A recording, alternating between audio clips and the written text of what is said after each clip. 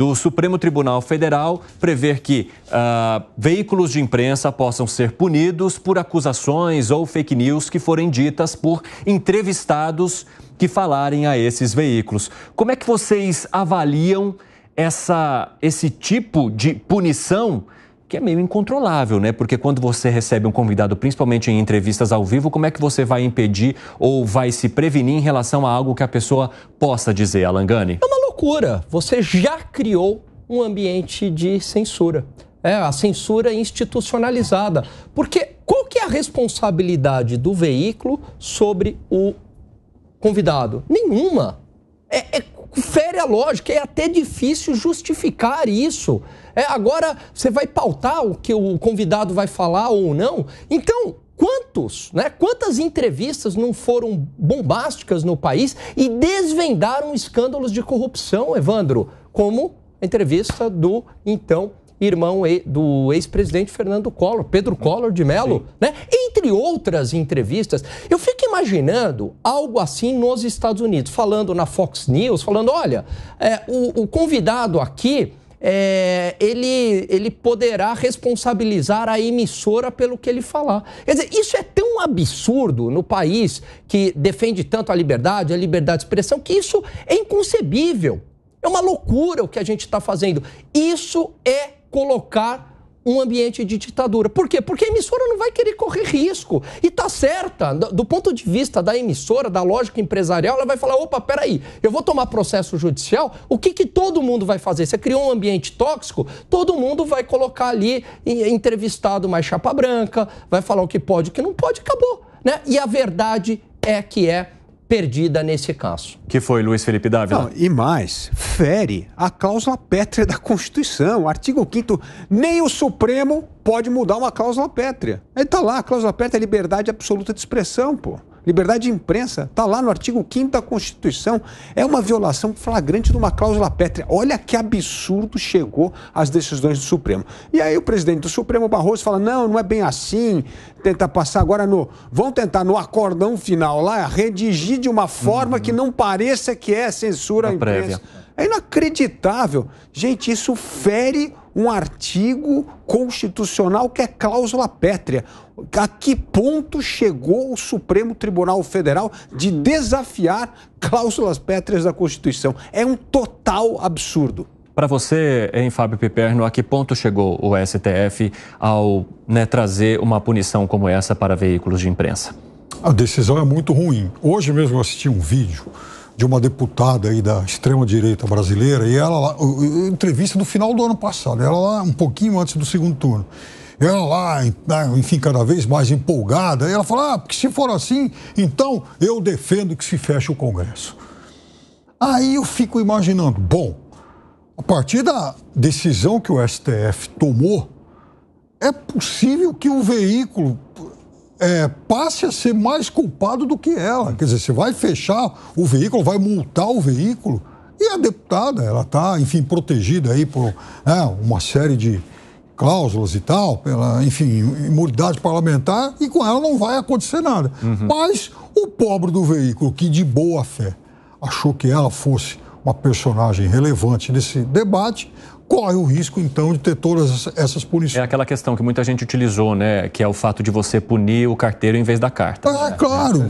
É perfeito isso, essa, enfim, analogia é ótima. Então, essa decisão tomada, aliás, por 9-1, isso é péssimo. Um processo que, por sinal, começou em 1995, o que mostra como também as coisas ruins se arrastam. E naquele momento, veja, isso não faz sentido de forma alguma, mas pelo menos naquele momento você ainda pode usar como atenuante o fato de que, puxa vida, não tinha rede social, porque hoje, se um veículo toma lá, enfim, ele opina ou permite que o entrevistado diga lá alguma barbaridade, ele vai lá depois e remove o conteúdo.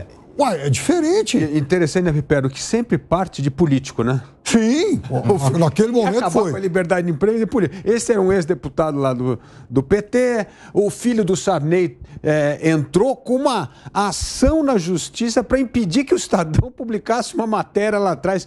E demorou anos para isso ser aprovado, ou para a matéria ser aprovada. O Fernando Sarney. É inacreditável. Então, quem se incomoda mais do que todo mundo com liberdade de imprensa é quem é dono do poder. É político, é membro do Supremo. É quem pode ser denunciado. Fala, Segré. Terminaram os programas ao vivo. Terminaram os programas ao vivo. Que é impossível controlar. Por quê? Lógico. Grava, aí vai gerar na posição de apresentador, por exemplo, não posso prever o que vocês vão dizer. Exatamente. Eu posso, talvez, pensar na reação que eu teria em determinados assuntos ou de que forma que eu poderia trazer um contraponto ou esclarecer a nossa audiência. Agora, prever o que vocês vão dizer é praticamente impossível. Mas é que a audiência está nos assistindo em função do que ela espera que nós outros falemos, estando de acordo ou não. Entender a posição de diferentes pessoas que pensam diferente e que possam trazer uma visão, cada um no seu lugar, e a audiência fala, eu não tinha pensado nisso, e aí, gostei. O que acontece? Eu conto com a responsabilidade de todos, de que vocês também assumam a responsabilidade daquilo que vocês digam e, principalmente, tenham responsabilidade pela informação que vão contar à nossa audiência. Por isso é importante sempre manter fontes, dar dados que possam ser confirmados e sempre com respeito pela oposição do outro que possa não estar de acordo com a nossa. Mas a gente depende da audiência, isso é muito claro. Mas a gente sabe quando essa limitação pode ferir os nossos valores. Se alguém no dia de amanhã, e não tem a ver com essa emissora que eu amo de paixão, qualquer meio de comunicação em que uma pessoa diga você tem que falar alguma coisa, é o dia que a gente terminou, não tem mais para fazer.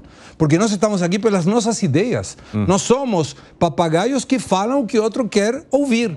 Sim. Então, se uma pessoa te diz, corre o risco de falar, e aí vai gerar o crescimento de streaming, porque aí como vai ser a penalidade? Pois é.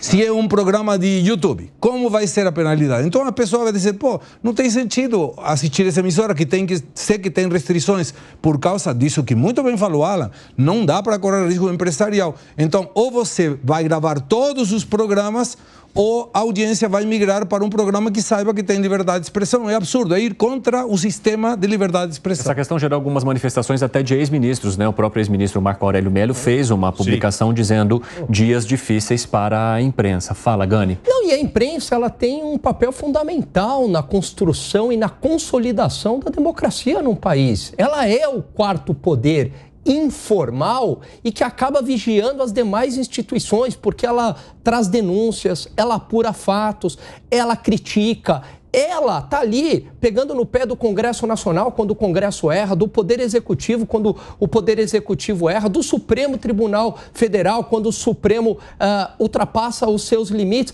Quando você acaba com a liberdade de expressão da imprensa, acabou a democracia. Não existe democracia sem imprensa. Não dá para falar, porque a imprensa tem este papel autônomo e, de certo modo, fiscalizador da sociedade, trazendo o fato, trazendo a verdade. E outro ponto, Evandro, como é que você vai controlar o que o convidado vai falar? Por mais que o convidado seja polido, a gente sabe que as relações humanas, elas são complexas. Ali no calor da discussão, ele pode se exceder um pouco, isso é normal. O ser humano é assim. Agora, você está criando uma sociedade absolutamente controlada. Isso não significa que ele não possa ser responsabilizado. Exatamente, ele pode ser, ele e que vai isso pagar é do e ser jogo. responsabilizado. Isso é do jogo. Só que agora você criou um ambiente de censura que é um misto de 1984 com o Admirável Mundo Novo, que é uma sociedade absolutamente controlada, extremamente preocupante. E toda sociedade controlada, onde vinga a censura, no médio e longo prazo, isso também acaba pegando na economia a uma queda do bem-estar geral da sociedade. Que foi, Piperno? Um dos jornalistas mais brilhantes da história, o britânico Robert Fisk, que morreu faz uns 2 anos e tal, o Fisk, entre outras façanhas, ele entrevistou o Bin Laden por 3 vezes. Luiz Felipe Dávila foi editor de 2 revistas que eu já disse para ele, que eu era, assim, um leitor assíduo, porque eu, enfim, gostava muito. Imagina assim... Tinha que aprender sobre o liberalismo. Foi ali que você aprendeu muito. O coitado por isso que eu conheço também, enfim, o liberalismo. Mas imagina se em algum momento da vida o Dávila chega, puxa vida, fiquei sabendo que o Fisk entrevistou o Bin Laden e vou pagar pro Fisk para poder reproduzir essa entrevista aqui na minha revista. Aí ele vai lá, publica a entrevista do Fisk, eu vou na banca, hoje em dia, na internet, compro esse conteúdo e falo, pô, que coisa fantástica e tal. Mas aí, obviamente, o Bin Laden não era um modelo de democracia. Sim. Ele vai dizer barbaridades. Perfeito. Aí o espírito de porco do Supremo fala, esse cara, nessa entrevista que ele publicou, sim, ele está dando margem, está dando vazão e tal, a que as pessoas possam, enfim, de certa forma, assimilar esse conteúdo, claro, que é muito perigoso. Então, Dávila, estou perdido. Você está perdido. Você vai para a cadeia. Quer arrematar, Dávila? Não, o que me preocupa é o antiliberalismo que hoje vigora na sociedade.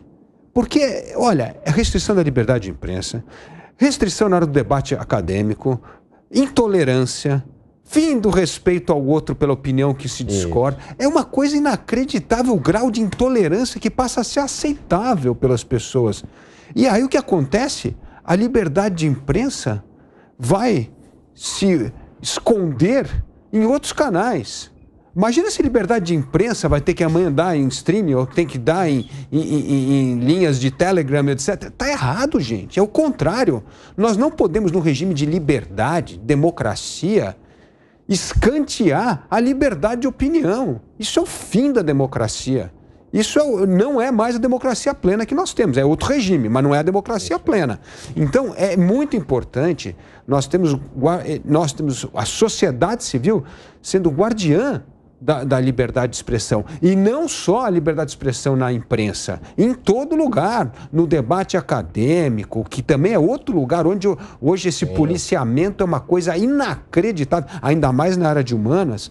Isso não pode acontecer. Então, assim, ou a sociedade mostra que ela defende a liberdade, ou essa liberdade vai ser cada vez mais cerceada pelo Estado. É interferindo na economia, é interferindo na opinião, é interferindo nas liberdades individuais e políticas.